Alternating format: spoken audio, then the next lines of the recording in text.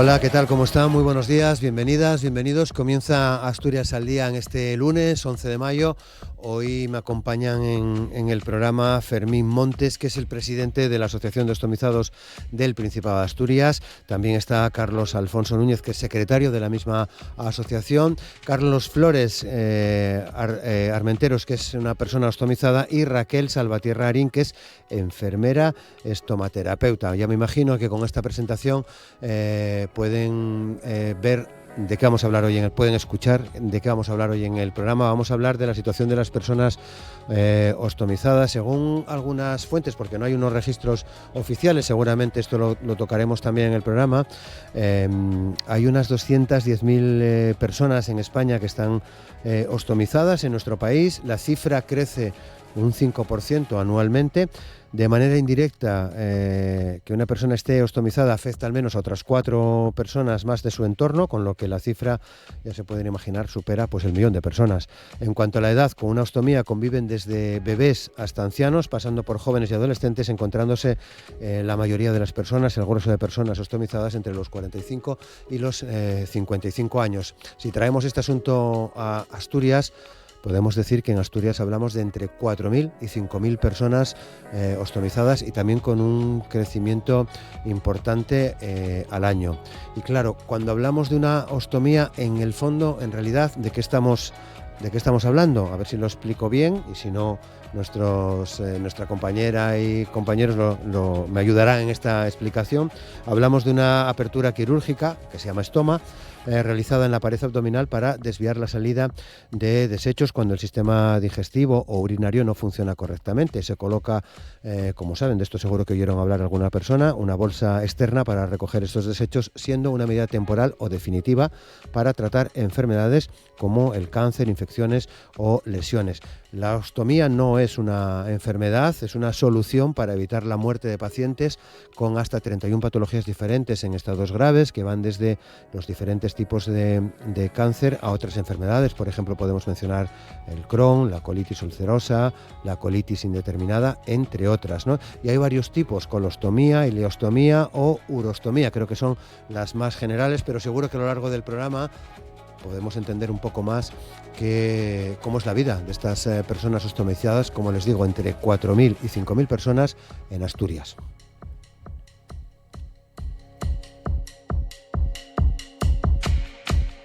Asturias al Día, con Roberto Pato. Y con Amor Argüelles en el control de sonido, saludamos a Fermín Montes, presidente de la Asociación de Ostomizados del Principado de Asturias. Fermín, ¿qué tal? ¿Cómo estás? ¿Qué tal? Muy bien. Buenos días. Buenos días. Muchas gracias a vosotros por la invitación. Compartir con nosotros este tiempo de conversación en el programa. Muchas gracias. Gracias a vosotros. Por tenerte aquí. Carlos Alfonso, eres el secretario. ¿Qué tal, Carlos? ¿Cómo estás? Buenos días. Muchas gracias. Bien. Lo mismo te digo. Bien. Muchas gracias por la invitación. Y otro Carlos Flores. ¿Qué tal, Carlos? ¿Cómo estás? Muy Buenos bien, días. Muy bien. Muchas gracias Por la invitación. Raquel Salvatierra, enfermera. ¿Qué tal? ¿Cómo estás, Raquel? Buenos días. Buenos días, ¿qué tal? Bien, voy a empezar contigo. Perfecto. Lo expliqué bien, me quedó alguna cosa. Sí, ¿Hay que añadir algo más? No. En general, a grandes rasgos, lo has explicado perfectamente. O sea, la mayoría de las veces es por tumores y enfermedad inflamatoria, sobre todo las digestivas, enfermedad inflamatoria de tumores, y las urológicas suelen ser por tumores generalmente, o por alguna lesión. Pero claro, cuando hablamos de esto, Fermín, cuando hablamos de personas ostomizadas, seguro que hablamos de más cosas, ¿no? ¿De qué estamos hablando en realidad? Sí, hombre, detrás de una persona ostomizada, pues hay muchas cosas. Lo primero, la adaptación que esa persona tiene que tener. Al principio es muy duro, es una adaptación complicada, con los cambios en tu cuerpo que luego al final te adaptas y que te da la vida, evidentemente. Sin la bolsa no hay vida. Pero hay una serie de tiempo de adaptación, en unos casos más, otros menos. Y luego seguimos siendo unas personas que, no sé, yo siempre digo que se nos ve a veces como unos bichos raros, ¿sabes? Hasta que no llega el momento y lo tienes y lo padeces, no te das cuenta de que a lo mejor en su día vistes a una persona que tenía algo ahí pegado y que no sabías que tenía ahí pegado, pero ya vas a pensar y decir, ¿eso qué será? Entonces, bueno, pues nos encontramos un poquitín con ese tema. Luego, pues hay muchas cosas por las que luchar. Por ejemplo, baños. No tenemos a día de hoy, bueno, tenemos alguno, pero pocos baños todavía adaptados para nosotros. Hay que pensar que hay personas mayores que tienen casi que arrodillarse para ir al baño. Algo que es tan, bueno, es un derecho. Que ya si no podemos ir ya al baño Con dignidad. con dignidad, que debe ser el único gratis que, bueno, casi, porque si vas por ahí por fuera, a un lado te cobran. Y luego, bueno, pues es muy importante también que se adapte la familia. Claro. La familia, la pareja. Bueno, pues de esas cosas iremos hablando porque, claro, Fermín, Carlos y Carlos, lleváis en vuestros casos algunos años ostomizados. Carlos. Yo llevo 4 años y bueno, es un cambio que no es solo físico, sino que es un cambio estructural, física y emocionalmente. Entonces, las emociones tienen que ver mucho con el cambio. No es solo poner una bolsa y eso, sino es, como dijo Fermín, adaptarse y un cambio emocional y mental para todo el que esté a su alrededor, porque necesita ayuda, porque cambia la mentalidad que uno tiene, cambia la relación que tiene con los demás y son cambios muy importantes. Carlos. Sí. También opinas así, claro. Sí, por supuesto. El cambio en la vida diaria de una persona ostomizada es tremendo. Es tremendo y sobre todo lo que tienes que tener es fortaleza psicológica, mentalmente tienes que centrarte y para eso necesitas el apoyo de tu entorno. Y no es siempre que te digan cómo estás o cómo te encuentras. No, la pregunta importante para mí, que nadie me la hizo en 7 años, es ¿qué sientes? ¿Qué sientes? Porque hay días de bajón. Entonces, la cabeza es muy importante. Claro. Bueno, decíamos, como pasa con otras enfermedades o dolencias, no hay registros oficiales que digan, pues hay tantas personas en Asturias. Son estimaciones tanto en el Estado, en el país, como en Asturias, ¿no? En 200 y pico mil en el país, con ese crecimiento que decía del 5% anualmente. Sí. En Asturias, entre 4 y 5 mil personas. Creo que también con un crecimiento, no sé si del 5 o más aquí. Queremos que anda en torno, sí, entre el 5 y el 7, una cosa así, sí. Vale. Sí. Son Yo- datos siempre... que Yo, nos si van a quieres, te decir. puedo dar los datos del Sí. Hospital de Cabueñes. Sí, sí. En 2025 se realizaron 10 ostomías digestivas, de las cuales 59 fueron colostomías y 41 fueron ileostomías y 27 urostomías. Y en lo que vamos de año, llevamos 21 colostomías, 7 ileostomías y una yeyunostomía. Es mucho más común de lo que podemos pensar. Sí, es mucho más común de lo que se cree. Pero bueno, esto tiene su lectura positiva, ¿no? También, que hay más gente, mayor supervivencia. Entonces, bueno, yo también lo digo muchas veces cuando vienen a la consulta. Es un cambio muy grande, psicológicamente sobre todo, y sobre todo porque también tenemos en la cabeza el concepto de la bolsa de hace un montón de años.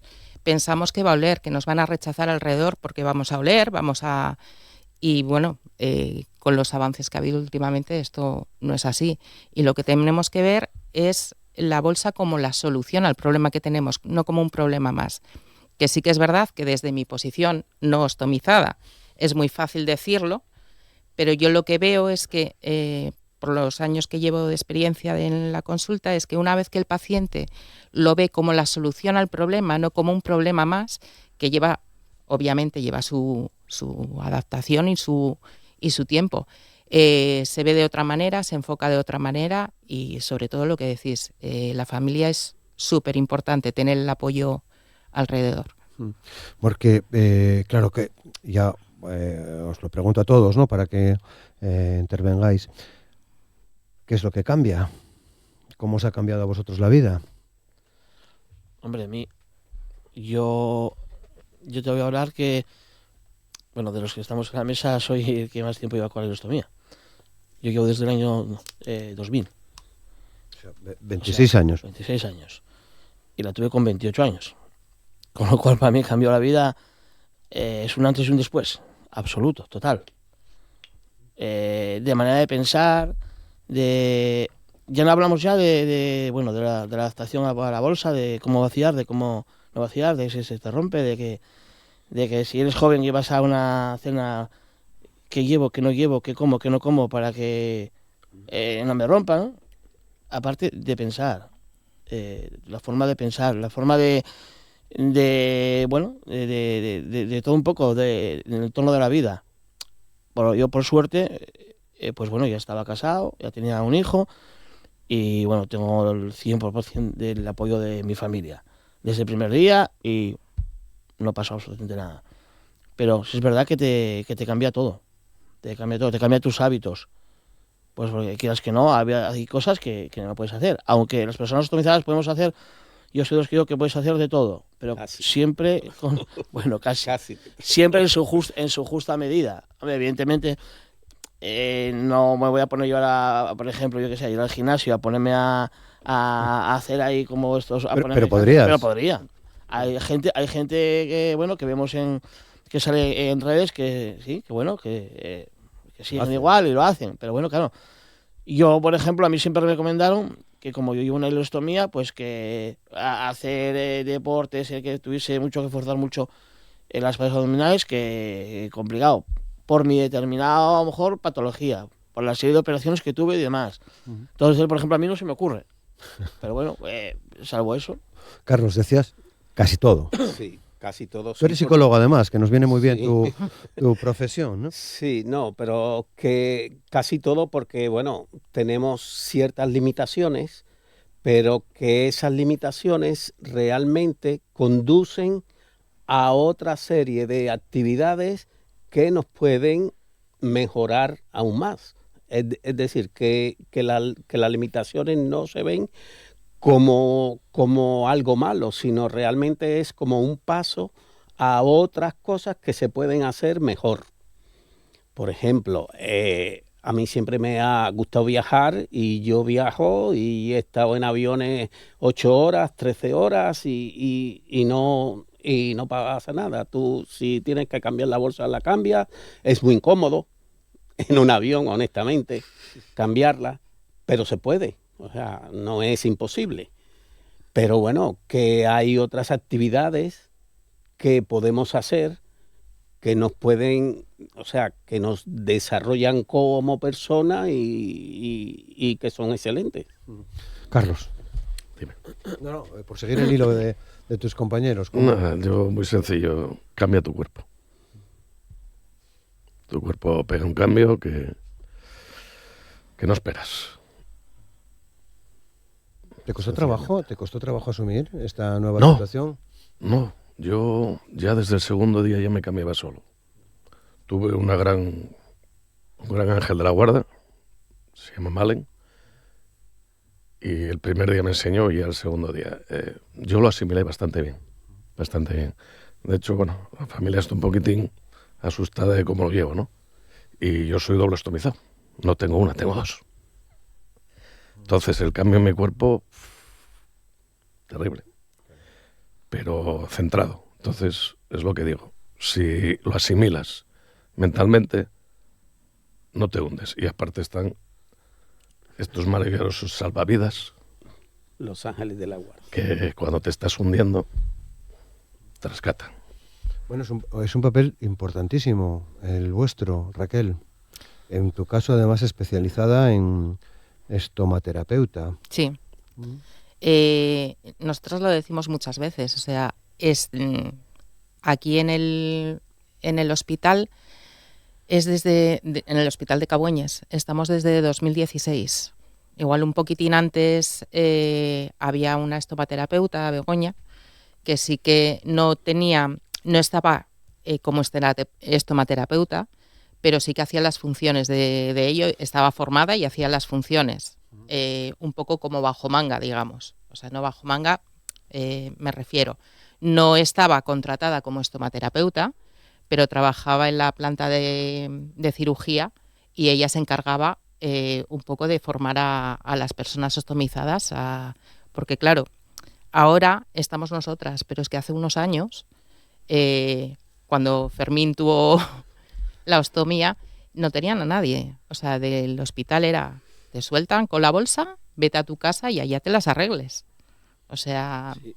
Ahora, bueno, yo creo que la cosa, al estar nosotras ahí, ha cambiado un poco, que podemos asesorar y ya hacemos una visita preoperatoria en la que buscamos el sitio más apropiado para colocar la bolsa, que es muy importante, porque siempre que se pueda, que no sea una operación de urgencia, porque claro, donde todos en la mesa de quirófano, tumbaditos, tenemos una tripa estupenda, maravillosa, planita, y allí puede ir en cualquier lado. El problema viene cuando empezamos a hacer nuestra vida normal y la bolsa está colocada en un sitio donde nos hace pliegue, o justo que cuando nos agachamos se despega. Entonces, yo creo que en ese sentido, para la calidad de vida de los pacientes ostomizados, ha cambiado mucho, yo creo.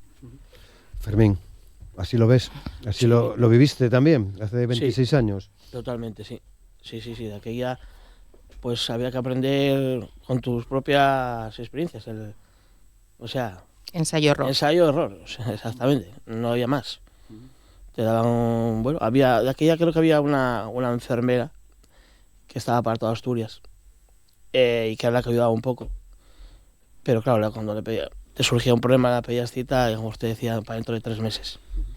Con lo cual, no, imposible. Y claro, tenías que, pues todo lo que te surgiera, todos los problemas que te surgieran, pues arreglártelas para solucionarlo. O sea, eso era otro mundo, otra vida. Como todo, gracias a Dios, todo avanza. Y bueno, pues y ya digo, o sea, muchas de las cosas que tenemos hoy en día hace tantos años eran utopía.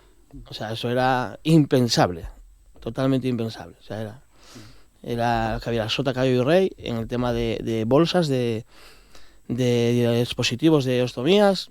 No había aquello y ahí está. Y arréglatelas. Y como bien dice Raquel, salías de la operación y pues nada, te decían, esto hay que hacerlo así, vale, hasta luego. Es que muchos piensan que simplemente es cambiar una bolsa. Claro, o sea, hay muy poca gente formada, por desgracia, para las ostomías. Gijón para mí es una ciudad privilegiada porque estamos 5. Hay 2 en el hospital de Jove, que son Malen y Sonia, y aquí estamos 3, Ivana, Bego y yo. Que para una población como la de Gijón, 5 estomaterapeutas está muy bien, y podemos dar una cobertura con una calidad buena. Yo creo que buena, vamos. Sí. Pero sí es verdad que somos muy pocas las que estamos formadas en ello y que hay hospitales y que hay sitios en los que creen que no es necesario, porque dicen que para cambiar una bolsa, y no es cambiar una bolsa. ¿Qué es? Es que conlleva mucho más, o sea, ya no solo por lo que decía, o sea, no es una bolsa, la bolsa que te vale a ti no le vale al de al lado. Y porque a nosotras nos preguntan muchas veces los médicos de cabecera o nos llaman y ¿qué bolsa le pongo? Digo, pues es que no te lo sé decir. Yo si no le veo al paciente, no veo cómo está, no veo la destreza, la habilidad que tiene, también porque eso cuenta mucho. Por suerte hay infinidad de dispositivos y cada uno se puede adaptar mejor a ciertas habilidades o ciertas características de los pacientes. Y nosotras tenemos que ver un poquitín en función de cómo sea el paciente, dónde esté situado el estómago, las necesidades que requiera, o si es una ileostomía, es una colostomía, una urostomía, que el efluente es más líquido, más consistente, cambia mucho. Claro, sí. Va pegado al cuerpo, va pegada a la piel y eso ya puede ser un problema. Exacto. Para según qué persona, ¿no? Exacto. No todo puede generar rechazo, alergia, una reacción alérgica, una irritación o, bueno, las fugas provocan irritación, entonces tienes que buscar un dispositivo que se adapte, que se selle bien, que esté bien sellado y que estas fugas no existan. O sea, una fuga para el paciente ya no solo es la irritación, sino la inseguridad que le da. O sea, tienes que buscar un dispositivo que le dé total tranquilidad al salir de casa, de decir, salgo y estoy tranquilo, no tengo que estar preocupándome, me mancho, se me sale todo, tengo que llevar ropa de repuesto, tengo que llevar... Es un... Sí, ¿por qué señalas a Carlos? Carlos. Porque yo ando con mi mochilita, con una muda entera, porque sobre todo la crono, pero la Euro suele tener sus fuguitas y a veces no te das cuenta. Y cuando ya ves todo, la humedad, y ando con mi mochilita. Claro. Sí, que el mayor problema es la inseguridad, sobre todo. Claro. Sí. De ahí, sí, ¿quieres añadir? No, corroboro lo que está diciendo.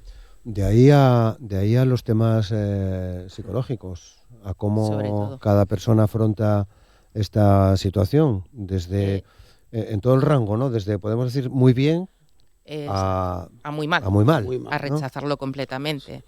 Y ya aprovechando, reivindico un poco la figura del psicólogo dentro del equipo, de la unidad de ostomías. Yo creo que sería necesario, igual que en la unidad de mama, hay una persona, un psicólogo para apoyo de los pacientes y familiares de los pacientes con una mastectomía. Yo creo que en los pacientes ostomizados, incluso, no me atrevo a decir más porque no se puede comparar, nunca se puede comparar, son dos enfermedades y nunca se puede comparar, pero sí que es Lo haces verdad. a modo ilustrativo, ¿no? Exacto.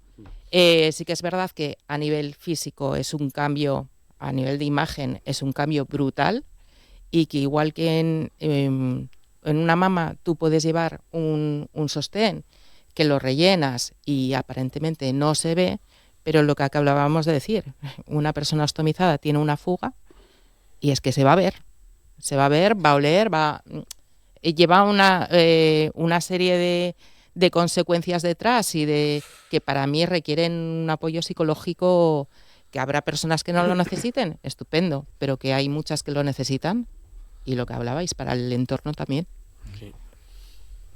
Carlos. Sí, estoy totalmente de acuerdo, porque es una reestructuración del cuerpo y es una reestructuración de la mente, es decir, de lo que pensamos, y si no nos sentimos seguros con la bolsa, nos vamos a sentir inseguros en todas las áreas en que nosotros trabajemos o en las actividades que uno haga.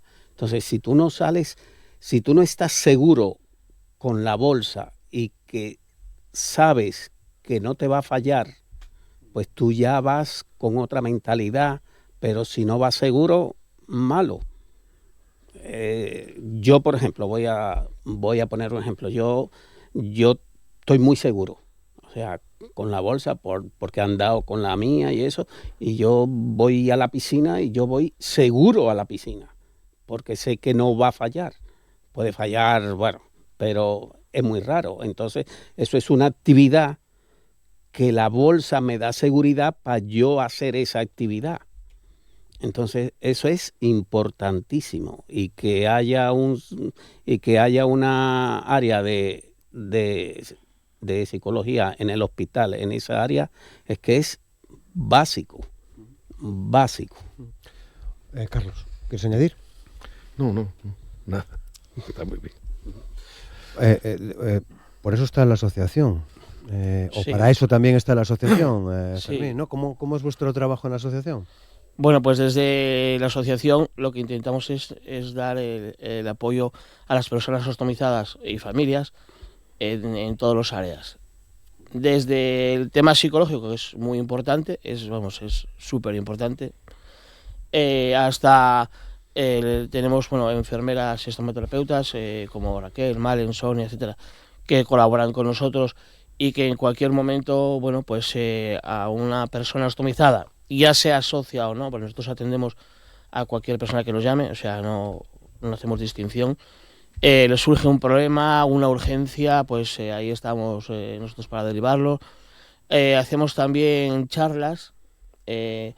Solemos llevar, hacemos una muy importante, que es una charla de que denominamos compartiendo experiencias, que bueno, como su propio nombre indica, pues es más o menos como lo que estamos haciendo ahora, una especie de coloquio, de conversación, en que cada uno explica sus problemas, los problemas que tuvo de adaptación, los que tiene, qué le pasa, qué le ocurre, qué le puede decir. Yo que sé, hay gente que dice, es que yo voy a viajar la semana que viene, alguien viajó porque es mi primer viaje. Bueno, desde cosas muy sencillas hasta cosas un poquito más complicadas. Tenemos pensado, por ejemplo, este año llevar una nutricionista que nos dé una charla. Hemos llevado el año pasado ¿cómo se dice? Abogado. Sí, bueno, dimos con un abogado la también, charla de abogado, y dimos una charla, por ejemplo, también, el marido de una compañera nuestra, de microbiología y demás. Y bueno, estamos intentando siempre, pues eso, buscar charlas para que sirvan a todas las personas de ayuda en cualquier ámbito de su vida. Luego hacemos una excursión anual, una convivencia anual, una excursión, y luego una comida también de confraternización entre todos los socios. Bueno, pero básicamente lo que intentamos es estar ahí para que ellos nos llamen ante todas sus dudas que tengan, todos los problemas, y bueno, y colaborar con todos los hospitales y centros de salud de Asturias, en nuestro caso, bueno, pues para poder ayudar antes de que le pongan la bolsa a la persona que la vayan a ostomizar, y después, por lo que decimos, porque mucha gente no lo admite. Entonces, bueno, quizá cuando venga una persona que la lleva y que le cuenta o que le va a contar o que le va a resolver alguna duda de las propias dudas de ellos, de ahora cuando salga con la bolsa, ¿qué va a pasar? ¿Qué voy a poder hacer? ¿Qué no voy a poder hacer? ¿Me puedo bañar? ¿No voy a poder bañar? ¿Puedo ir a la piscina? ¿Puedo ir a la playa? Muchísimas dudas que surgen, ¿no? Bueno, Carlos va a natación, ¿no? Diciendo, ¿no? Que haces natación. Sí, perfecto. En piscina y en la playa, supongo. Y en la playa. Y en la playa, sí. Claro. O sea que... Se puede hacer de todo, se puede hacer totalmente de todo. Yo soy entrenador de fútbol. O sea, a ver, no corro como los niños, pero sí, pero estoy ahí y voy a la playa, hago de todo. O sea, se puede hacer prácticamente de todo. Tratando de eliminar esas barreras, ¿no? Carlos y Raquel. Sí, bueno, la asociación, digamos que es un complemento al asesoramiento de las personas, tanto ya ostomizadas como las que nos vienen a veces. Todavía la semana pasada nos viene un hombre que se la van a poner, y intentamos eso, ser un complemento válido, contando nuestras experiencias, nuestros primeros pasos, lo que hacemos, cómo nos arreglamos. Bueno, intentamos que la persona, y sobre todo, yo lo que siempre digo cuando una persona viene es que no se hunda. Que lo primordial es que la familia esté al lado cuando vienen con hijos o tal, y que tengan esa ayuda, pero que ellos tienen que tener esa asimilación de la enfermedad, no la enfermedad, sino de esa bolsa, porque la bolsa es vida. Esa es la mejor frase. De hecho, querías insistir mucho precisamente en el papel de las familias. Sí. Yo creo que es fundamental. Hay veces que a las personas les cuesta ver eso que tienen ahí, ¿no? O lo que sale. Y es importante que si tienes pareja, hijos o tal, que tengan esa fortaleza mental de estar a tu lado y darte ese apoyo y esa ayuda. O sea, no es solo un beso, una caricia, el cogerte la mano, el apoyarte, sino que ellos tienen que asimilar también tu cambio, porque tu cuerpo ha pegado un cambio que la naturaleza no te dio, y es importantísimo. Yo, desde aquí, toda persona que le pongan una ostomía, por favor, la familia que sea solidaria totalmente, porque tienen que estar a la altura. Es complicado a veces, Carlos. Sí. Es complicado. A veces es complicado porque a veces el mismo paciente algunas veces rechaza esa ayuda, porque se ve inseguro o porque no quiere o porque tiene vergüenza. Entonces, eso es lo que hay que trabajar más, es decir, la relación de la familia con el ostomizado. Es decir, que él se sienta seguro con la familia. Eso es básico y que la familia le dé esa confianza, Claro, y en sobre todo. De hecho, yo muchas veces cuando vienen a la consulta preguntan, viene un acompañante, ¿puedo pasar? Digo, no, a mí no me preguntes, pregúntaselo a él. En mi consulta manda a la persona ostomizada, no mando yo. Si la persona quiere que pase, si quiere, yo estoy, a la disposición de la familia, de la persona, pero manda la persona. He visto por ahí en algunos artículos sobre estos temas que se habla de estigma. ¿Lo sentís así?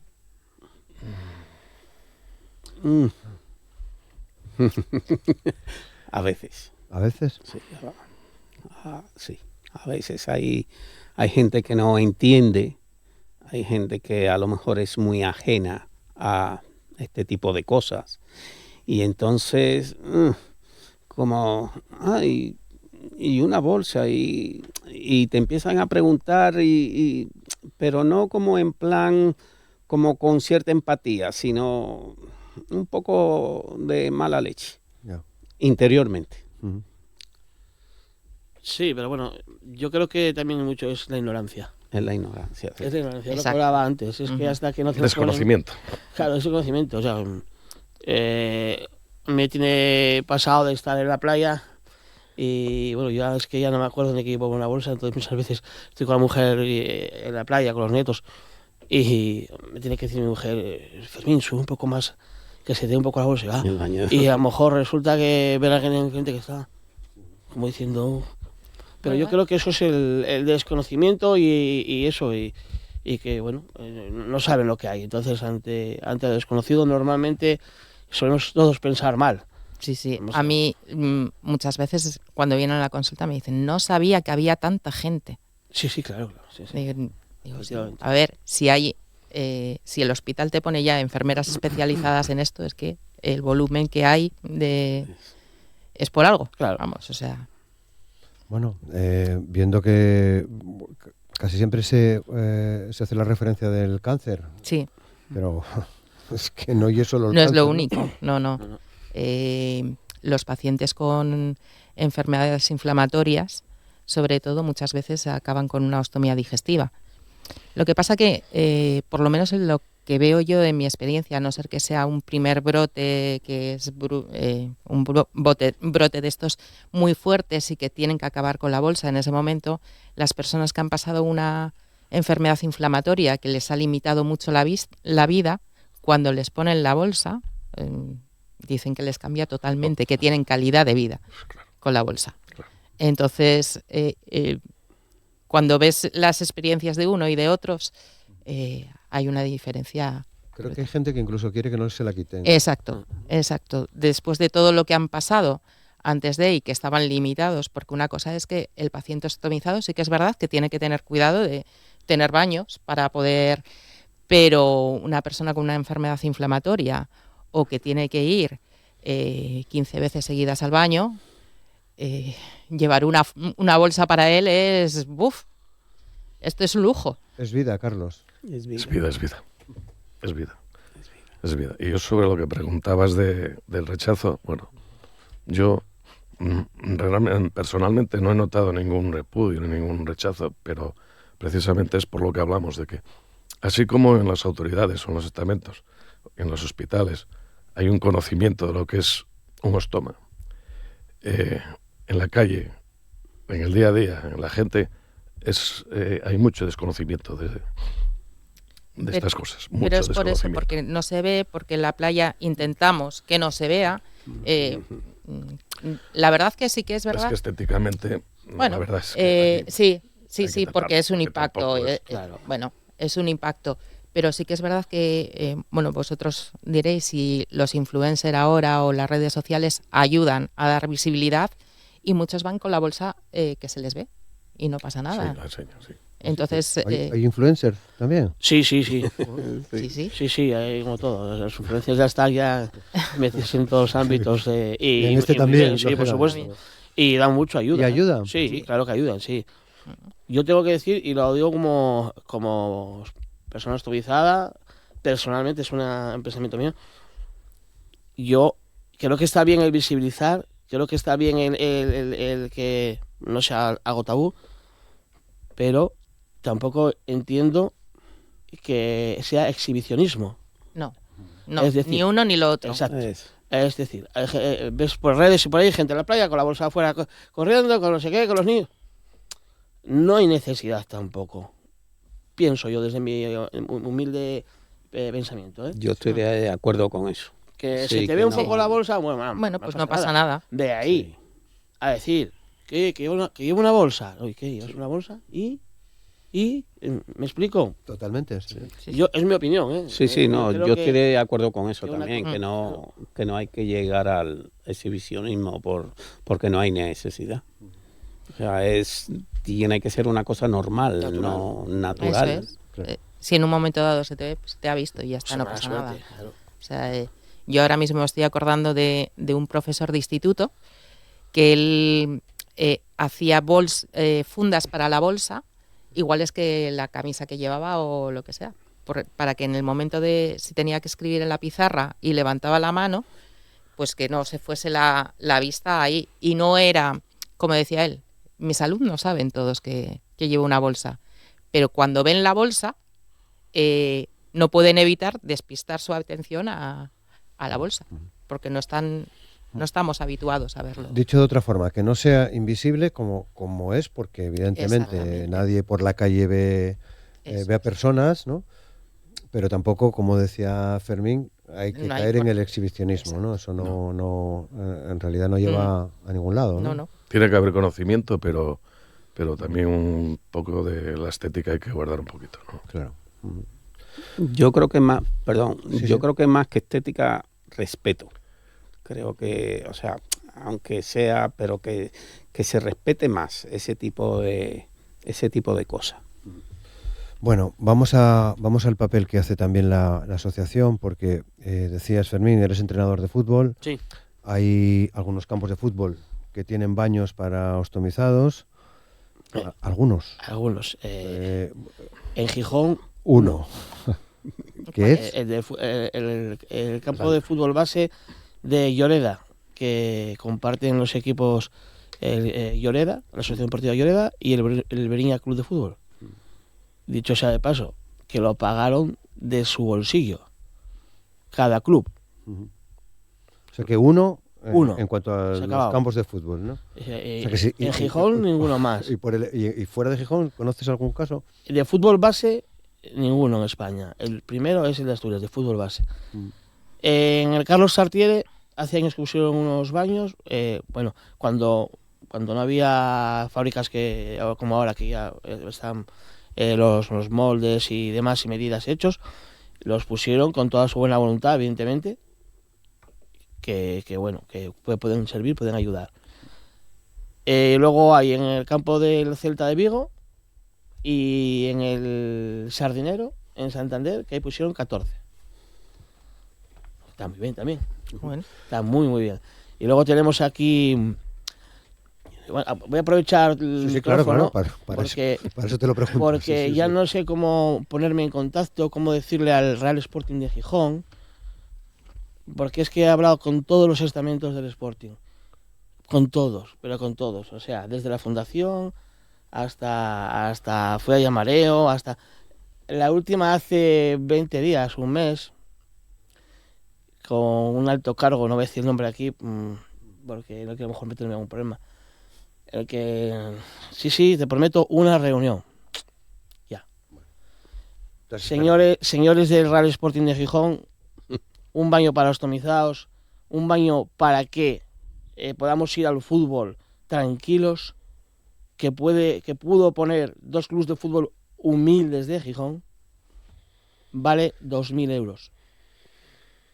2.000 euros. Por favor, un poco de empatía. Claro, y al margen del deporte, Este es un tema capital, el de los baños. Es una de las reivindicaciones de la asociación y de las personas atomizadas, ¿no? Al margen de lo deportivo, sé que hay en algunos colegios, creo que en Oviedo, hay en un colegio un baño, en un colegio público. Y aquí en Gijón. Aquí en Gijón también. Sí. Pero, no sé, el aeropuerto... Es que el aeropuerto también hay. En la playa de Poniente hay uno, pero hay que uno. generalmente está cerrado. Pero bueno, también. es que hay cosas... Bueno, prefiero cosas no extenderme porque igual...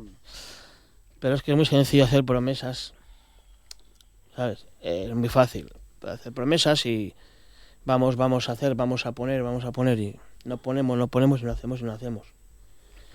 Entonces, bueno, desde la asociación no nos cansamos de hablar con un montón de gente, con estamentos, con políticos para el tema de los baños, pero bueno.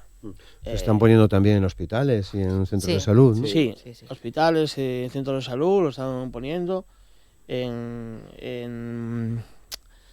Valle del Nalón han puesto 3. Creo que van a poner también en otros hospitales de aquí, del Nalón. Van a poner también, me habían dicho el día que fuimos a inaugurar los del hospital.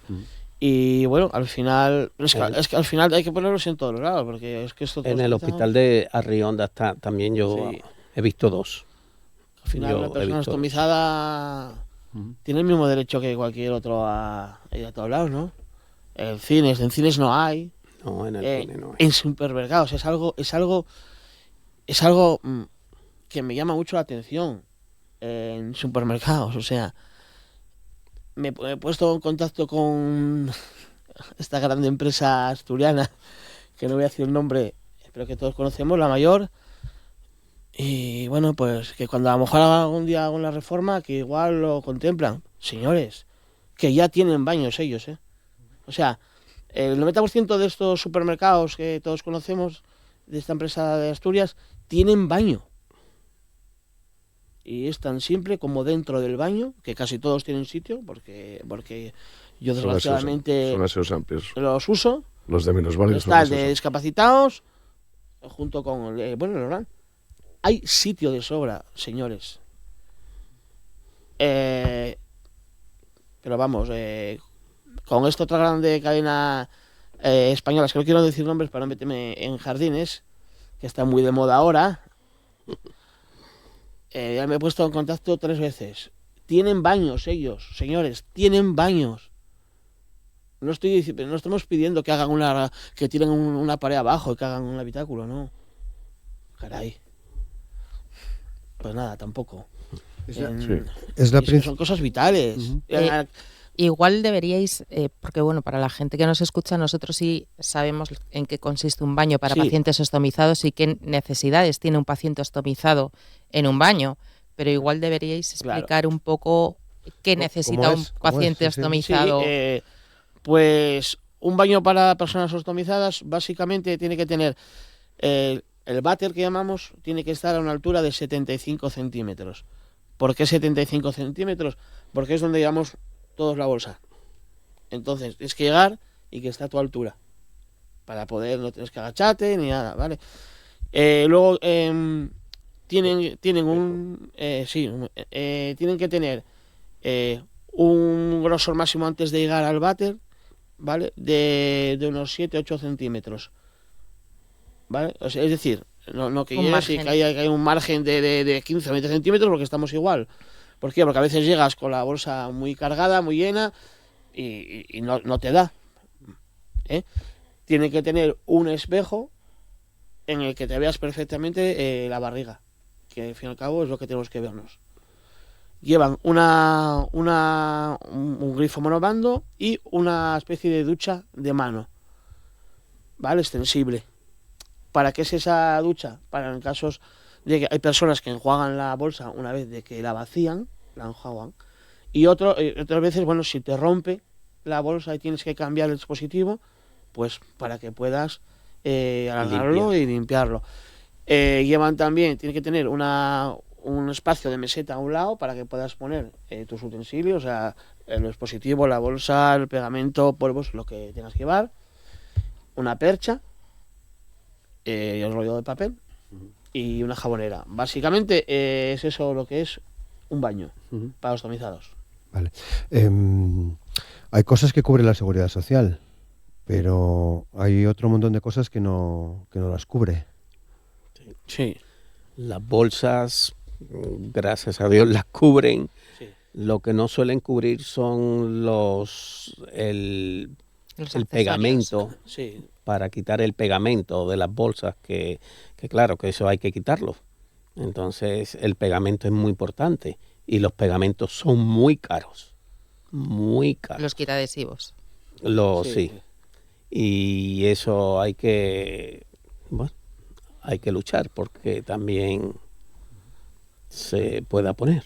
Eso, que por cierto no son muy grandes. No, Esos, Sí. hay spray y hay unas toallitas, pero que bueno, que son... Es que es fundamental la piel alrededor del estómago, mantenerla en condiciones óptimas para que nos pueda pegar la bolsa, el dispositivo. Sí. Si despegamos el dispositivo a la fuerza, provocamos lesiones, erosiones, y luego el siguiente dispositivo no nos va a pegar. Por eso es tan importante el quitadhesivos, que nos ayuda, facilita el despegue de la bolsa. Y luego hay toda una, bueno, como para otras dolencias, hay toda una gama de posibilidades, ¿no? De fajas, de ropa, de... Fermín. Sí. ¿Realmente vosotros creéis que se necesita una ropa especial para ostomizados? Yo creo que no. No. Yo Por eso. particularmente no. Por eso lo digo, No, porque yo muchas yo veces no. en la consulta, claro, lo miras por internet y realmente la ropa para ostomizados tiene unos precios Sí. exagerados y realmente dices, pero ¿por qué? O sea, ¿por qué no me voy a poder poner ropa normal, no? O sea, entonces yo muchas veces les digo, no miréis nada por internet. O sea, te puedes poner la ropa con la que tú te sientas cómodo. No necesitas gastarte en ropa interior, en unos slip, en unos boxer 45 euros, por ejemplo, por poner un ejemplo. No lo necesitas. Entonces, yo creo que también el comercio abusa un poco, y una persona cuando va a ser ostomizada y demás se pone a buscar en internet e intenta gastarse todo lo que pueda para intentar verse estar mejor cómodo, o sentirse sí. más cómodo. Sentirse más seguro, ¿no, Carlos? Sí. Ahí a veces, Sí, sí, hasta sí. que te das cuenta que la seguridad es otra cosa, ¿no? Ya. Mm. No, pero yo particularmente uso todo tipo de ropa. Y una faja que tampoco me quita, o sea, que no se ve ni, o sea, no, y nada. Yo, muy bien. O sea, nunca he comprado nada, así especial de ropa, No. Pero existe ese mercado, ¿no? Existe. Sí, sí, Existe. Y para los bañadores o los bikinis, y existe y es exagerado lo que cobran por ponerle Sí. la tilde ostomizado, para ostomizados. Sí, sí. Te ríes, Carlos, ¿eh? No, Por no llorar, ¿no? En este caso. sí, yo uso slis con dos bolsas porque al tener dos estomas Tu caso es un poco diferente. y uso unos slis especiales que traen dos bolsas interiores para poder meter en las bolsas, que cuando tengo una fuga pues se ayudan a que no salga todo, ¿no? Y sí, esos, bueno, me lo regalan, nos compran. Que tu caso no es que sea tampoco excesivamente... Hay muchas... singular, hay muchas personas con dos bolsas, ¿no? No sé la estadística. A ver, la estadística no te Pero lo yo no puedo con- decir, yo- pero no eres el único, ¿no? No hay- conozco a nadie Sí, en mi pues, caso, pero sí sé que lo sé. sí. Por ello sí sé que hay Hay, y gente no con solamente con urostomía y Bueno, yo llegué a tener 3, ¿eh? Llegué a tener una nefro. una también. nefro. No solo con urostomía y colostomía o iliostomía. Incluso hay veces que hay complicaciones de las intervenciones, se genera una fístula y necesitas una bolsa para la fístula, otra para la ostomía. Bueno, es un mundo. Es un mundo. Es un Es un mundo, ¿no? Colon parece claro. Ileo, deberíamos de saber que es... Es la ileostomía, las heces son mucho más líquidas, es el intestino delgado lo que se exterioriza. Muy bien. Bueno, pues estamos ya en los últimos minutos del programa. ¿Qué planes tenéis en la asociación, Fermín? Bueno, pues los planes básicamente es lo que estamos haciendo hasta seguir ayudando. Creo que Ayudar a además, luchar. He visto que tenéis todos los días, ¿tenéis un local?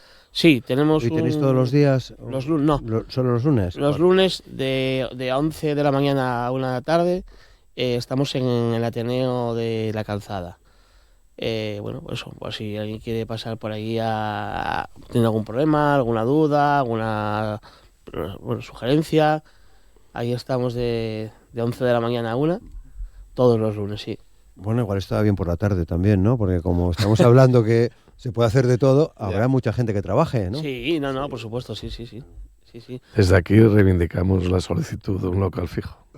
Efectivamente, es que al final tenemos ese horario porque es el que nos han podido ceder. Porque compartís, entiendo... Sí, es el que nos pudo ceder el Ateneo de la Calzada, sí. Porque como, bueno, se lo comparte con más asociaciones y más temas que tienen, es lo que pudimos... A ver si el consistorio... Hay que pedirlo, ¿lo pedisteis? Estaremos en ello ahora que la Junta vamos renovando algo, a ver si solicitamos, porque hay muchas promesas ya hace 3 años y no se cumple nada. Entonces va a haber que pegar la paliza todos los días o todas las semanas o todos los meses. ¿Cuánta gente estáis en la asociación? Socios somos unos 210.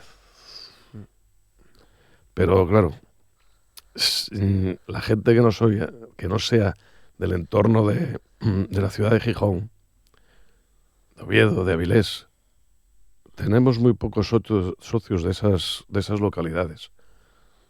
Y la asociación no busca hacer socios, busca ayudar a las personas. No buscamos hacer socios, pero la gente que esté ostomizada de otras localidades de Asturias, por favor, que vea el Facebook y que se ponga en contacto, que nosotros atendemos a todo el mundo. Estamos en Gijón, pero podemos ir a cualquier sitio. Sí.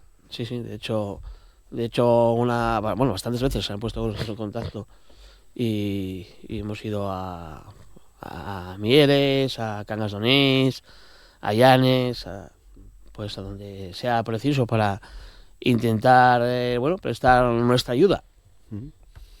Muy bien, pues llegamos al final. Muchas gracias, Carlos Flores. Muchas gracias por participar con nosotros. Que te vaya bien, Carlos. Gracias. Un placer conocerte. Igual. Fermín Montes, presidente de la asociación, muchas gracias. Gracias. Muchas gracias a vosotros por la invitación. Que también te vaya bien y espero que esto ayude un poco a que se vea vuestra realidad entre 4 y 5.000 personas en Asturias, que no son pocas, ¿verdad? Sí, no son pocas. A dar visibilidad. Va a dar visibilidad. Sí. Muchas gracias, Fermín, Muchas también gracias por estar aquí. Carlos Alfonso, muchas gracias también. Os damos las gracias de corazón porque esto es muy importante. Gracias, que vaya bien, de verdad, Carlos. Y Raquel, muchas gracias, Raquel, por el trabajo que hacéis en enfermería. Muchas gracias. A vosotros Un placer. por la visibilidad. Y a todos ustedes, muchas gracias. Continuamos.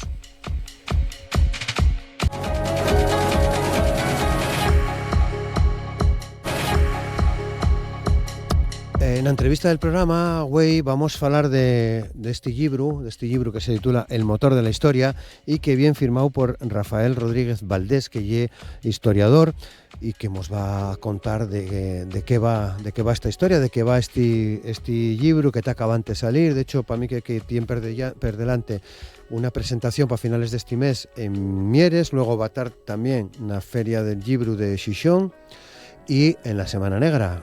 Bien, muy contento de Ofelia, de la Feria del Libro de Ubieu. Rafael Rodríguez Valdés, ¿qué tal? ¿Cómo estás? Buenos días. Muy bien, Roberto, muy contento. Digo bien, ¿no? Vienes contento, Sí, ¿no?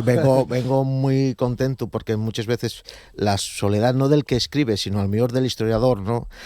Si trabajo de archivo, de pegarse con la hemeroteca, con las fuentes y también el tiempo que tienes que estar yendo libros para hacerles preguntas. víes a la documentación y es muy solitario, ¿no? Y entonces cuando publiques los resultados de esas investigaciones, de esos trabajos, y ver que la xente te acompaña, y te acompaña con mucho cariño, con mucha presencia, ¿no? Y con mucho apoyo, pues la verdad que no lle una recompensa material, digamos, pero sí una recompensa de otro tipo que se agradece muchísimo. Claro, o sea que firmaste. Firmaste bastante. Firmé mucho, sí, sí, sí, Qué, sí. qué, La verdad que qué guapo. Y de estas cosas prestoses, ¿no? Porque además favoreció el recuento con mucha gente que a lo mejor llevaba tiempo sin ver, y que la publicación de este libro llevólos tanto a la librería Trave con motivo del Día de las Letras Asturianes, como a la Ofelia, al stand de ediciones Trave, en el momento de la firma. Vale, porque, bueno, edítalo Trave, Sí. tú traballes en Trave, tú Sí, es Trave tamén. Yo soy editor de Ediciones Trave, xunto con Samuel Castro, Sí. dende, bueno, yo en realidad dende va muy poco, ¿no? Desde el retiro de Esther Prieto, el retiro más que merecido y que aguardamos que disfrute a más nun poder. Yo que ya trabajé en distintas etapas de Ediciones Trave y ya llevaba unos años trabajando con ellos, pues incorporéme a la dirección, ¿no? de la editorial. Vale, en la que ya tenéis presencia, ya trabajabes, ¿no? Sí, Estabas sí. al cargo de Calume, Yo, sí. bueno, entre otras cosas, supongo, ¿no? Entre otras cosas, pues sí, yo, y sigo siendo, espero que no me quiten de ahí, director, ahora no. director de la colección Calume, una colección dedicada a la traducción de otras literaturas en otras lingües al asturiano, ¿no? Ya con 15 títulos y ya preparando el que va a ser el siguiente, el número 16 de la colección. Y bueno, también tenía otras responsabilidades, solo que ahora se amplifiquen, ¿no? Claro, porque lo tuyo con el asturiano, con la lengua, bien de siempre. Sí, bien de casa, y después de casa. siguió todo el proceso vital y formativo, podríamos decir. Y además trabajaste, si no me equivoco, en la Oficina de Normalización Lingüística de Corbera. Estuve 14 años trabajando en el Servicio de Normalización Lingüística de Corbera. Hay una referencia en el prólogo de este libro, precisamente a una cuestión que yo creo que también dio pie a la publicación de este volumen, ¿no? Yo, por ejemplo, en Corbera hice un taller de historia de Asturias por distintos años, que se llamaba Una entruga para cada historia, ¿no?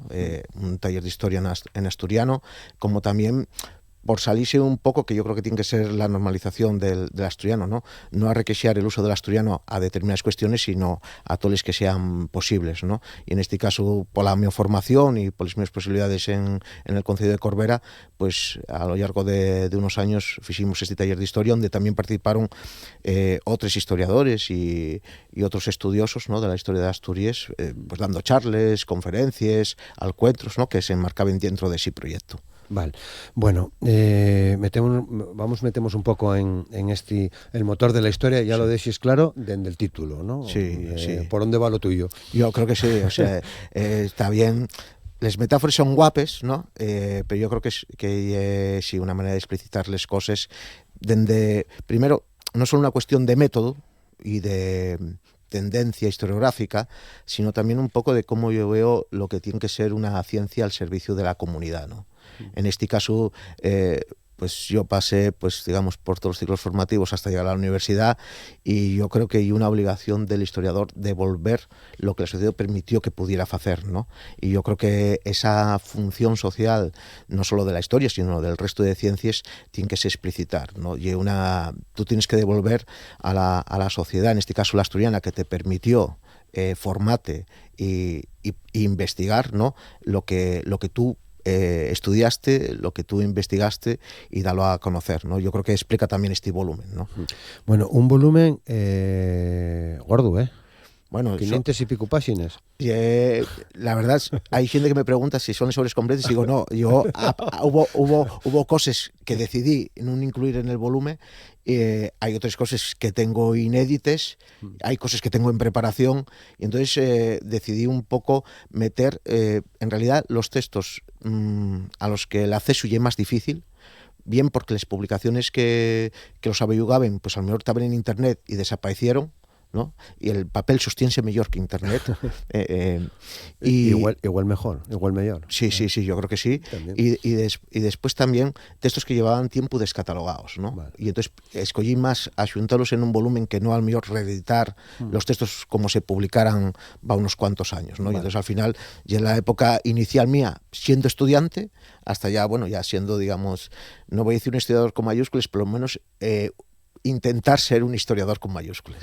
Porque, Rafa, aquí asuntes textos publicados a lo largo de 20 años, Sí. del 2004 al 2024.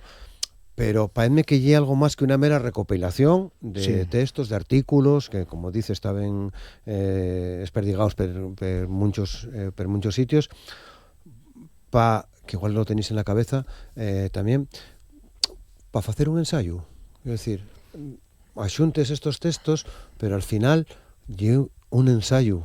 Sí, yo cuando a veces se dice de una novela que hay una historia coral, aquí al menos podríamos decir que hay una investigación coral, ¿no?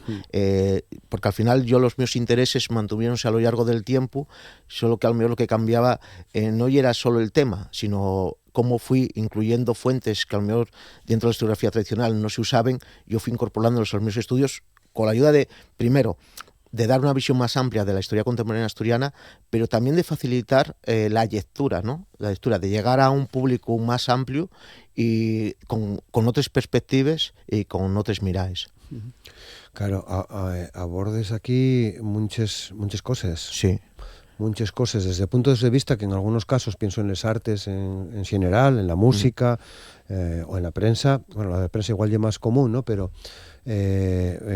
cuando te metes en temas que tienen que ver con la música o con otro tipo de actividad artística, también te furrula bien.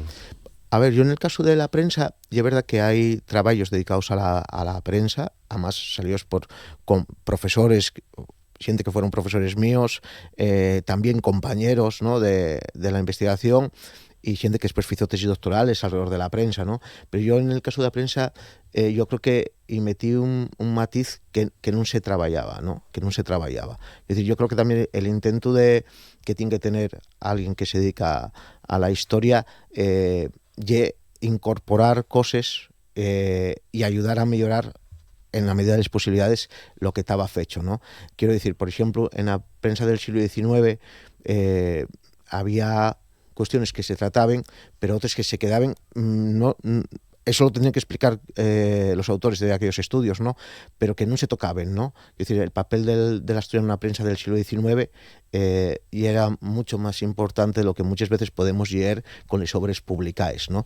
Que nos podía dar una sensación de que ya inexistente, pero claro, la primer novelista que conocemos en asturiano, Enriqueta González Rubín, por poner un caso, en el Faro Asturiano publicara una novela per entregues, antes de la que conocemos, ¿no? Ese periódico, por desgracia, está perdido a pesar de la duración que tuvo, pues fueron, yo creo que casi una década saliendo diariamente, ¿no? El Faro Asturiano, el periódico, yo creo que o de los más importantes del siglo XIX, y entonces muchas veces perdemos esa perspectiva, ¿no? de lo que fue esa prensa decimonónica, ¿no? Después, en otro caso, hubo gente que utilizó la prensa como fuente para sus estudios y al mejor tenía delante cuestiones que al mejor no ellos interesaban o que ellos pasaban desapercibidas, ¿no? Hay un artículo en este volumen que son sobre diálogos con una finalidad propagandística en el tiempo de la Segunda República, diálogos en asturiano, pero desde el ámbito reformista, ¿no? Del partido Melquiades Álvarez, una campaña de propaganda usando diálogos en asturiano, ¿no? Intentando reflexionar que era como unas conversaciones reales que se escribían, pero en realidad tenían una finalidad de desgaste al primer gobierno de la Segunda República. ¿Y la fastera que más te gusta? No, o sea, no oye que una cosa me guste más que otra, ¿no? Yo lo que intento como historiador siempre es intentar dar una visión de la historia de Asturias que no solía salir en la historiografía oficial, vamos a ponerlo oficial entre comines, ¿no? Y en lo que también se divulgaba, ¿no? Yo creo que también la publicación de este volumen tiene una intención de divulgación, igual que muchos de los meus trabajos, porque yo creo que era una asignatura pendiente por lo menos para parte de los historiadores de Asturias, ¿no? Que muchas veces quedaron encerrados, ¿no? No digo en una burbuja, pero sí en el ámbito más académico, y yo en realidad a mí siempre me gustó combinar lo académico más denso y más, digamos, siguiendo las reglas, ¿no? del xuegu, y después salirme también y ir a otros ámbitos que se recuellen ahí, ¿no? Desde publicaciones, yo recuerdo hay 2 artículos que se publicaron en el diario, en el semanario Les Noticias, que claro, ahora quien quisiera consultarlos, ¿dónde iba a consultarlos, ¿no? Y entonces en ese caso son 2 artículos que no tienen nada que ver. Uno ya es sobre el Ixuxú, un periódico en asturiano de primeros del siglo XX que se publicó en el 10º aniversario de las Noticias, y otro ya un artículo sobre el 1 de mayo, los orígenes de la fiesta, ¿no? De reivindicación obrera, y con las particularidades asturianas que tuvo ese día en Asturias, ¿no? Y entonces, claro, eran publicaciones buscando un lector que lleguera a un semanario, ¿no? Evidentemente no podían responder a las pautes de un trabajo para un congreso de historia más académico, ¿no? Y entonces a mí siempre me gustó combinar, y creo que no son incompatibles, ¿no? Y creo que también hay una obligación del historiador, lo que decía a lo primero, Roberto, tú tienes una formación, tú tienes unos medios para investigar, tú tienes también unos formatos académicos que van desde los congresos, los seminarios, les jornals, pero creo que también hay que trabajar en lo que se sale fuera de ese ámbito universitario más académico, ¿no? Hay que trabajar también con asociaciones, con cualquier tipo de colectivo que te reclame, ¿no? Que en mi caso puedo decir que también estoy muy agradecido a lo largo de estos más de 2 décadas ya, de que gente muy distinto, tanto a nivel de partidos, sindicatos, asociaciones vecinales, colectivos culturales, pues que me llamaron pues mucho, ¿no? Y esa compañía yo creo que también explica este volumen, ¿no? Porque mucha gente muchas veces me preguntaba, oye, esto que nos explicaste este día, ¿cómo podemos llegar a ello? Y claro, llega un momento que publicaciones, pues yo recuerdo en el caso de que me decías de la música, pero también de la cuestión artística, ¿no? Que yo siempre hice por introducir en los estudios de historia, que claro, estaban en revistas que en un momento tuvieran un acceso libre, de baldre, disponibles en internet, y que ya no es posible. Y entonces creo que también yo estaba no obligado en sentido estricto, pero sí un poco afalado por la gente que en algún momento me contactó y me reclamó para hablar de estas cosas, a que lo tuvieran disponible, ¿no? A que lo tuvieran disponible. Claro. Bueno, cuando te plantees hacer este volumen, ¿cómo organices los artículos? Bueno, ¿cómo organizas el libro? Yo ahí tenía primero quería que se viera la diversidad de intereses que yo tuve como historiador. Entonces yo creo que ya era muy importante para mí incluir desde las cuestiones, digamos, más densas, ¿no? Que hay de tipo teórico, ¿no? Hasta las cosas más puramente literarias, ¿no? O sea, artículos, yo recuerdo hay uno publicado en el periódico A Quemarropa de la Semana Negra que juntó lo que era la traducción al asturiano de la Ansia Mecánica, que fue el segundo título de la colección Calume, con una relación que mucha gente desconoce entre Inglaterra y Asturias, ¿no? En tiempo de la Edad Moderna, protoedad contemporánea. Y es un artículo muy literario en la manera de escribir y exponer las cosas, pero que está apoyado de manera fundamental y radical en la investigación, ¿no? Porque creo que hubo una idea mucho tiempo que se falaba del aislamiento de Asturias, y claro, y tú después daste cuenta que hasta el propio Xovellanos recibía de Inglaterra libros que venían para la mar, ¿no? Y entonces yo creo que hay una cuestión que hubo gente que hizo énfasis en ese aislamiento cuando había evidencias materiales, documentales, literarias, de que ese aislamiento también se rompía, ¿no? Y la cultura asturiana también se hizo rompiendo ese aislamiento, ¿no? Y construyéndose con cosas que venían de fuera, incorporándoles a lo nuestro, ¿no? Y yo creo que eso también es una misión de un científico, ¿no? No puedes vivir solo de lo que produces y consumes y tienes delante de los huellos, sino también te tienes que alimentar de las investigaciones de otros historiadores para hacerles tuyas, ¿no? Y entonces esa fue la idea de cómo organizar el libro, ¿no? Que se viera ese abanico de posibilidades que hay para la divulgación, pero también para la investigación, ¿no? Hay de ellos campos en los que hay gente que dice que soy pionero y posiblemente fuera así, ¿no? Que sea pionero porque abrí yo ese camino, pero la idea también de este libro es, en el momento que rompiste el camino, también como historiador lo que me interesa es que llegue gente detrás para enmendarme, para complementarme, o para, digamos, para apoyarme, ¿no? Porque si no quedes como una gota en una mar, ¿no? Sí. Entonces, creo que también el volumen buscaba, en esa diversidad de intereses que tuve a lo largo de estas 2 décadas, ver que hay temas, que hay mucho por hacer en la investigación de Historia Contemporánea de Asturias, hay mucho por dar a conocer a la propia sociedad asturiana, de la historia, y yo creo que fue ahí como fui metiendo los distintos capítulos. Y es verdad que decidí cosas no incluirles, algunas veces por reiteración, porque digo, mira, con estos 2 artículos ya cubro este tema, da igual que tenga otros 2 más. Yo con estos 2 ya cubrimos así. Después hubo otros artículos, ya te digo, por estar descatalogados, por ser inaccesibles. Otros también porque hay una cuestión, que hay cuestiones muy académicas, Roberto, que claro, que la gente que está fuera de la academia no conoce. Yo qué sé, pues hay contribuciones en congresos o en seminarios, pues claro, que a lo mejor ni supieron nunca de ellos. Y después hay publicaciones en revistas muy distintas.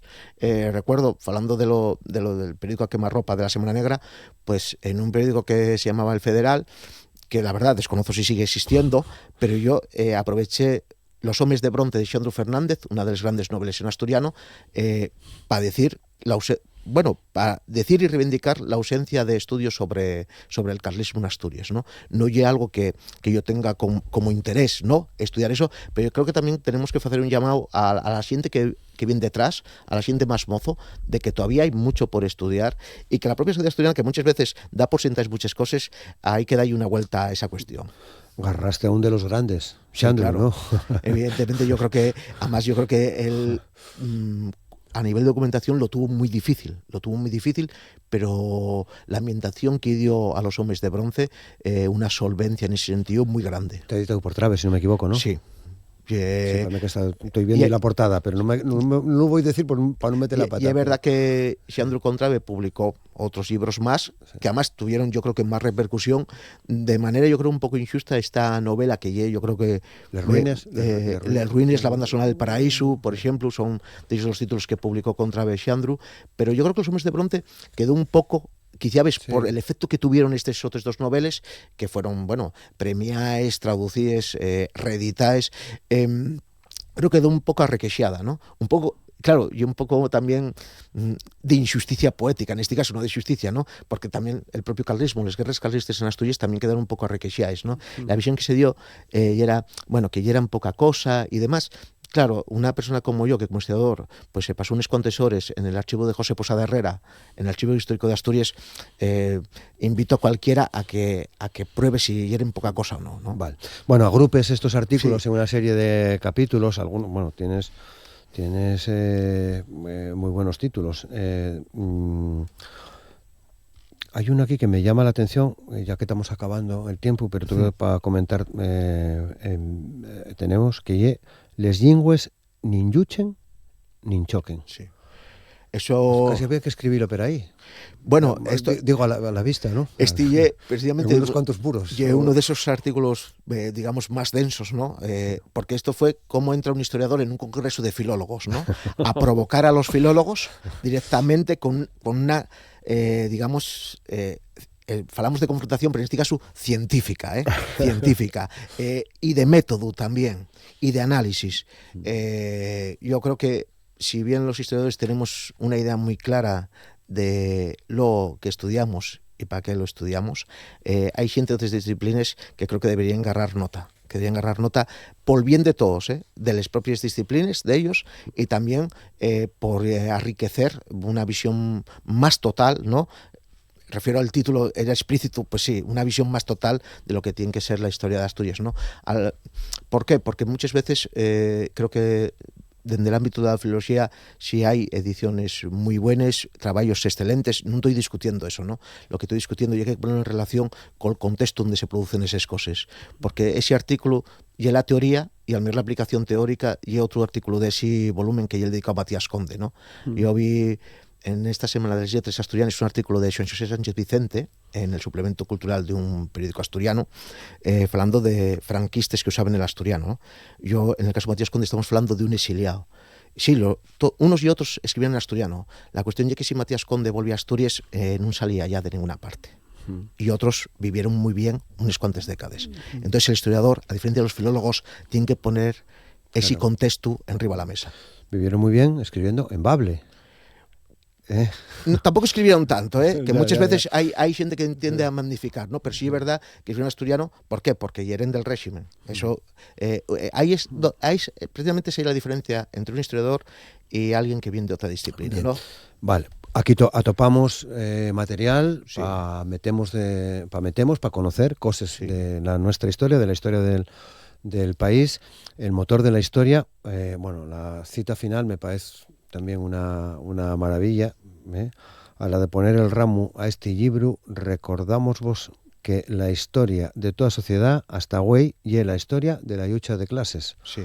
Parece un poco oportuna Sí. en este tiempo, ¿no? Y además en relación, hay un libro escrito enteramente en asturiano y a lo mejor hay gente que intenta importarnos modelos de otros territorios y Asturias tuvo la su historia y lo que pasa con el idioma asturiano responde no a lo que pasa en otros territorios, sino a las características internas de la nuestra Asturias, ¿no? Y yo creo que se enmarca ahí. Vale. Bueno, a final de mes va a estar en Mieres, con la Sí. Asociación Amigos de Mieres. Sí. Después... En el verano, en la Feria del Libro de Sisión, Feria del Libro de Sisión, que ya en Xunu, me parece, ¿no? sí, Más o menos. a medios de Xunu, Medios de Xunu, y después ya en la Semana Negra, la Semana Negra. que son los Sí, primeros 10 días de de mes, ¿no? De Xunetu. De Xunetu. Bueno, vuelve cuando quieras. Un placer charlar contigo, Rafa. Enhorabuena por este trabajo. Muchísimas gracias, Roberto, y bueno, espero que la gente que nos escuchara, pues que los animara a que echen una huellada a este libro. Claro que sí. Gracias. Gracias.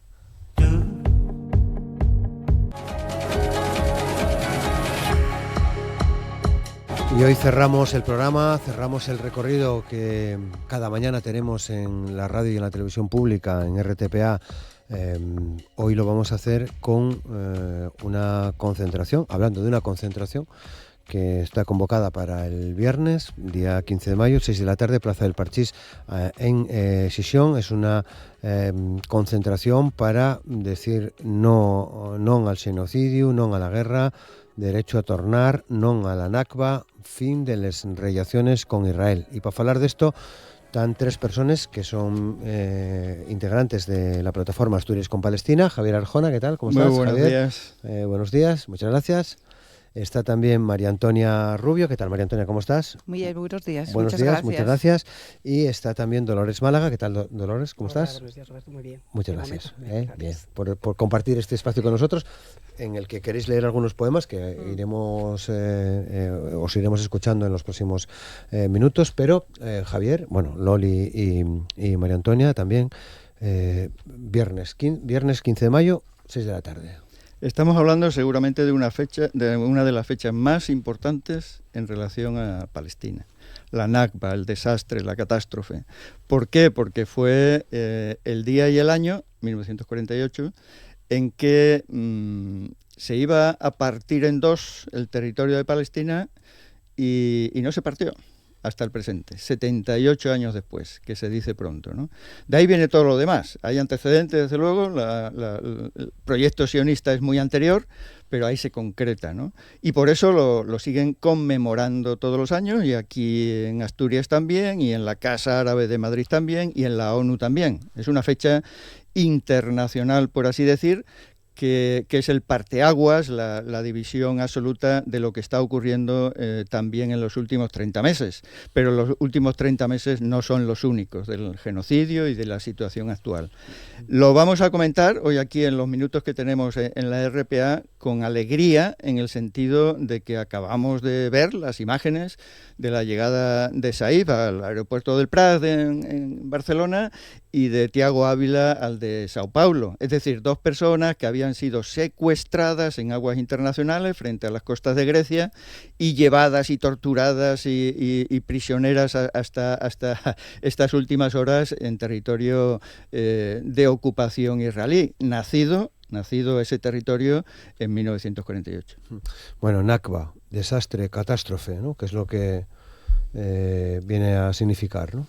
Porque en ese momento lo que se produce es ese no cumplimiento de las resoluciones, ¿no? Del acuerdo, es decir, que no se creara el Estado de Palestina, que Israel se apropiara de una inmensa cantidad de territorio, que después ha ido creciendo todavía más, como es sabido, ¿no? Es conocido por todo el mundo, y porque a continuación los grupos militares y paramilitares israelíes, creados ese Estado en esa fecha, pues procedieron con la violencia, ¿no? Eliminaron a más de 500 pueblos del mapa. aldeas que fueron destruidas, arrasadas, ya no están allí, ¿no?, en estos momentos, y expulsaron a más de 700.000 personas.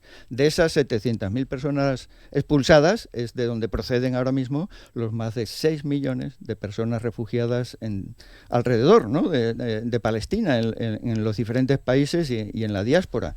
Más de 6 millones de personas que tienen derecho al retorno según Naciones Unidas. Bien, ¿cómo están las cosas? Nos hablas de Saif y Tiago, que es, digamos, lo más reciente de hace unas horas, pero ¿qué otras informaciones os llegan? Pues que la flotilla Sumuz, rumbo a Gaza, está ahora mismo en uno de los puertos de Turquía, después de haber salido de Barcelona, de haber pasado por varios puertos de Italia, y que el día 12 nos dirán, ¿no?, qué decisión toman. Han convocado una rueda de prensa para el día 12, es decir, mañana, para expresar si salen ya de nuevo rumbo a Gaza. Ayer en la filmación de Saif, él decía: yo me reincorporo a la flotilla, a pesar de haber estado en esa situación, ¿no? Porque son bastantes barcos, ¿no?, lo que están ahí. Tienen que ver las condiciones, tienen que ver cómo se sustentan las amenazas que sigue haciendo Israel, pero es muy importante que haya tantísimas decenas de barcos con el apoyo, en este caso, de esta etapa última en Turquía, con un acompañamiento también por tierra. Hay una flotilla, digamos, terrestre, ¿no?, que acompaña, que no está teniendo mucha atención, porque ahora nuestra atención casi única está en otro barco, ¿no?, allá en Canarias. Pero no hay que olvidar que si hablamos de contagios, si hablamos de sanidad, no hay peor escenario de sanidad, no hay mayor cantidad de ratas de verdad que ahora mismo en el territorio de Gaza, como lo ha denunciado la Organización Mundial de la Salud. Bueno, están asintiendo aquí María Antonia y Loli, ¿no?, a lo que está contando Javier. Sí, totalmente de acuerdo con todo lo que dice el compañero. Es terrible la situación sanitaria, humanitaria, no hay comida, Israel bloquea todo, no hay agua, contamina los pozos, es una situación terrible, ¿no? Entonces, bueno, es no sé, catastrófica, un poco como la palabra Nakba, ¿no? Y ante a veces como la impasibilidad, lo peor es como la indiferencia a veces, ¿no?, de ciertos países, ¿no?, y la Unión Europea, excepto excepciones, pues nos duele, ¿no?, pero ahí estamos, y que el compañero que ha estado viviendo esas torturas quiera volver, eso indica que hay una fuerza terrible para acompañar a este pueblo que está masacrado y bueno, lo quieren exterminar, ¿no? No hay otra palabra. Sí, Loli. Sí, evidentemente la Nakba es una catástrofe para todos, porque no solamente la están viviendo los palestinos, sino que la estamos viviendo también nosotros, que estamos viendo cómo están asesinando, cómo están privando de comida, de agua, dejando a esta población en las peores condiciones para poder sobrevivir, para poder vivir, y nosotros estamos aquí pues precisamente para reivindicar el derecho que tiene este pueblo al retorno, el derecho a su territorio, y nosotros pues eso, defenderlos, apoyándoles, lo mismo que lo apoya la flotilla. Estamos aquí también pues para, también aparte de apoyarlos, pues leer unas poesías que estando en las condiciones que están, no se entiende cómo todavía les puede salir esa vena poética.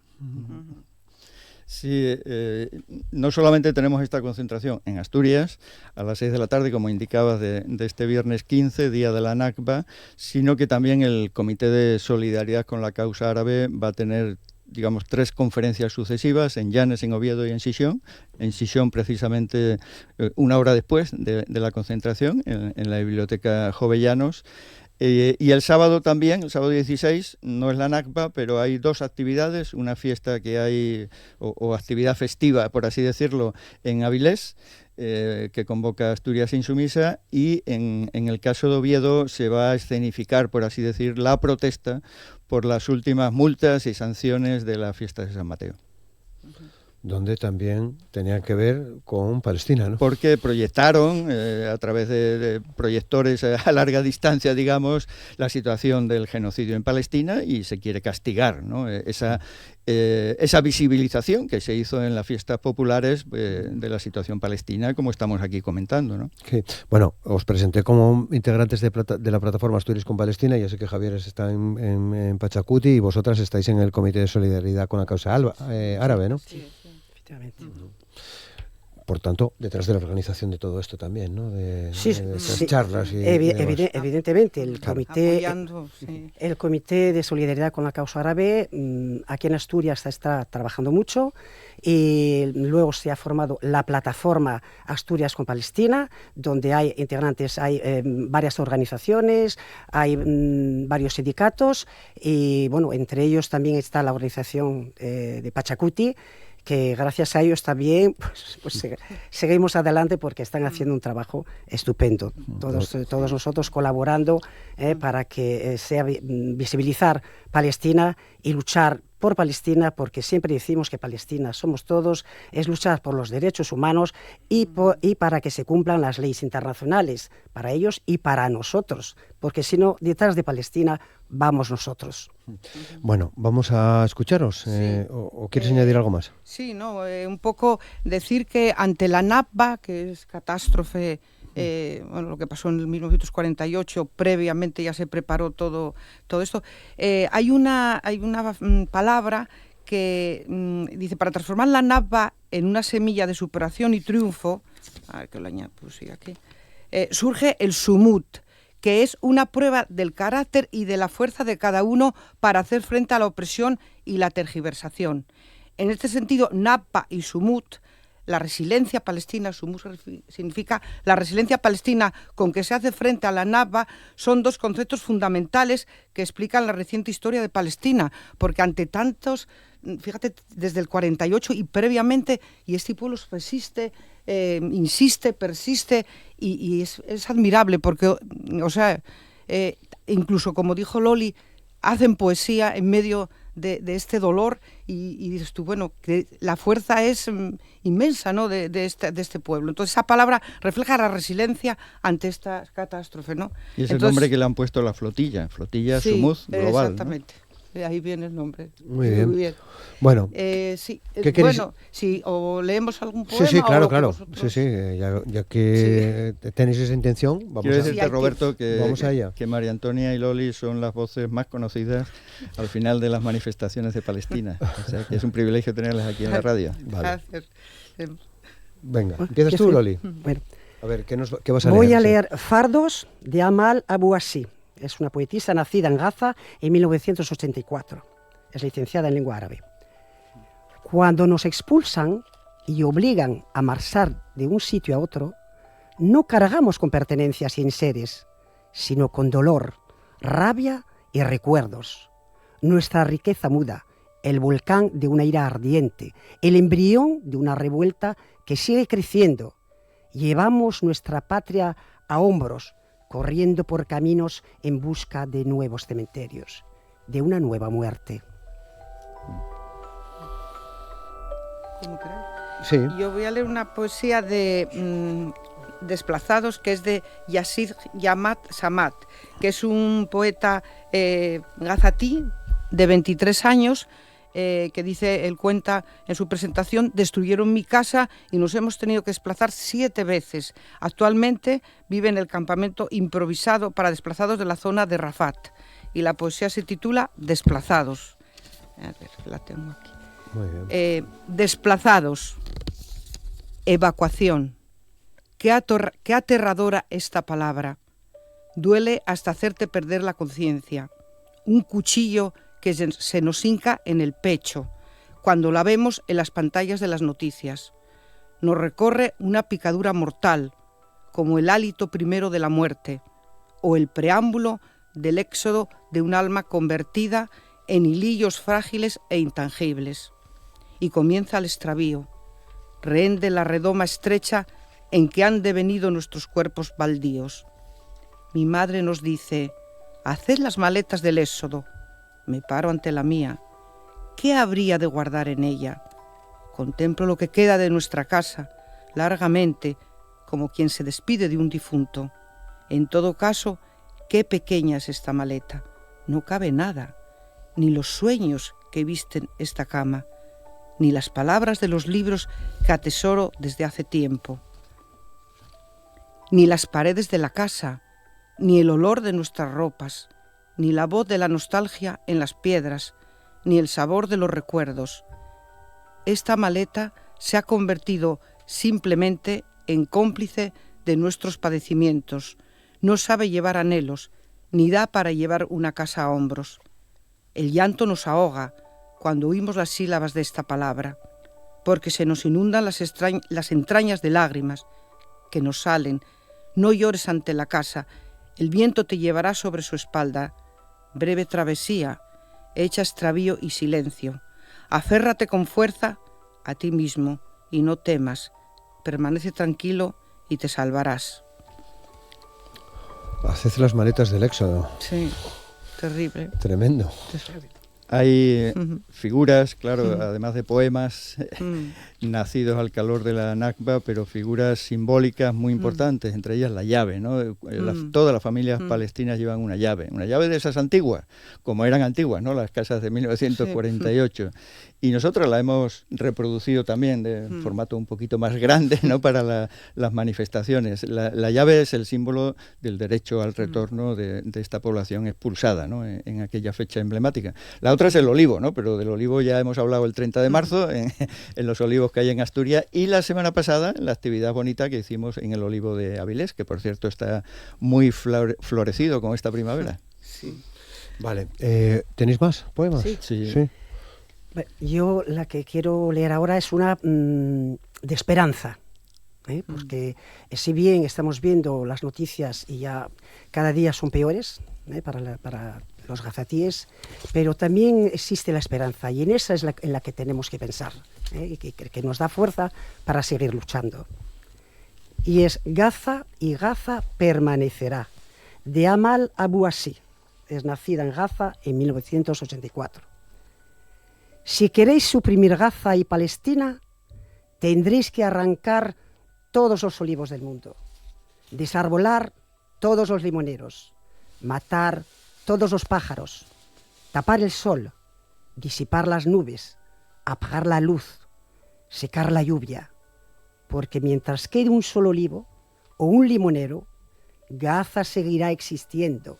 Mientras haya pájaros surcando el cielo, habrá Gaza. Sol que brille, nubes que transiten, luces que rompan las tinieblas y lluvia que dé frescor al sediento. Mientras de todo eso siga habiendo, Gaza también. Sabedlo, hagáis lo que hagáis, Gaza permanecerá por doquier, a espuertas, en todas las cosas, en las piedras, en los árboles. No podréis eliminarla, ni aniquilarla, ni borrarla jamás. Esperanza, ¿no? Porque... Claro. ¿Tienes una más? Una más si quieres. Bueno, es que esa que leo yo, Loli, da como un colofón a la esperanza, pero bueno, si alguna más tenemos, no sé si Javier tú... Yo tengo. No, hay y además es que hay muchísimos libros de poemas, es lo que decimos, que ante esta situación es que, bueno, no, yo tengo uno aquí de Rafat Al-Harer, que fue asesinado, ¿no? En el 7 de diciembre del 23, a él, a 6 miembros de su familia, y luego asesinaron también a su hija, bueno, y se titula Si tengo que morir. Si tengo que morir, tú tienes que vivir para contar mi historia, para vender mis cosas y comprar un trozo de tela y unas cuerdas.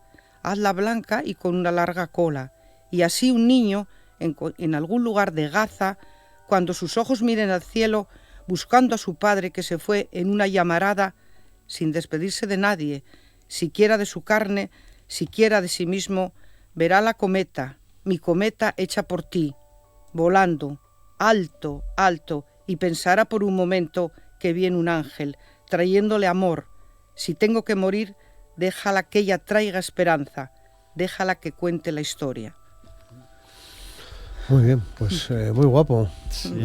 Mira, triste. La persona que decíamos que viene a... Es que la historia es triste. A las conferencias ahora, porque la anterior conferencia de Causa Árabe, Recorrido, es el libro que estamos compartiendo aquí. ¿no? De Iñaki Gutiérrez Terán. Del Gutiérrez Terán, sí. Y el siguiente que viene es José Abú Tarbuz Quevedo. Fíjate qué mezcla de apellidos, doctor en Ciencias Políticas, y la conferencia será Palestina en la nueva encrucijada regional, como decimos, el día 13 en Llanes, el día 14 en Oviedo, el día 15 en Xixón.